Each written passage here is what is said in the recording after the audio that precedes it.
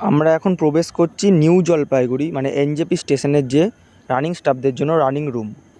এখানে এই যে মহানন্দা রানিং রুম, এখানে only loco pilot, assistant loco pilot যারা তারাই থাকে। গার্ডদের জন্য অন্যদিকে রয়েছে। সামনে সাজানো ফুলের বাগান, সবুজ ঘাস এবং ঝর্নার জল অন্যদিন চলে, কিন্তু আজ সমস্যা থাকার জন্য ওটা চলছে না।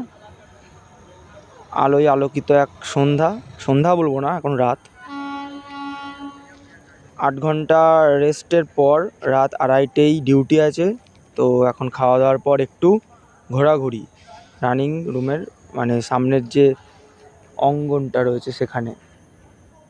দারুণ সবুজ, চোখ জুড়িয়ে যায়। সবুজ এমনই একটা জিনিস, চোখের জন্য ভালো এবং অবশ্যই আমাদের কাছে আমাদের রানিং স্টাফদের জন্য চোখটা ইম্পর্টেন্ট। তো চারিপাশে সবসময় সবুজের মধ্যে রাখার চেষ্টা করা হয় রেলের পক্ষ থেকে।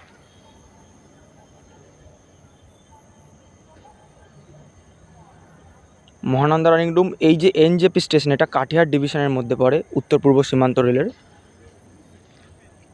তো এখানে ডিউটি করে আসা আউট স্টেশনে রেস্টের জন্য রাখা হয়। আর এটি হচ্ছে এনজেপি স্টেশন সংলগ্ন একদম এরিয়া চত্বরের মধ্যে। এনজেপি স্টেশন থেকে যদি কেউ কখনও আপনারা নর্থ ইস্টের দিকে যেতে যান, তাহলে বাঁ দিকে লক্ষ্য করলে পারে দেখতে পাবেন মহানন্দা রানিং রুম।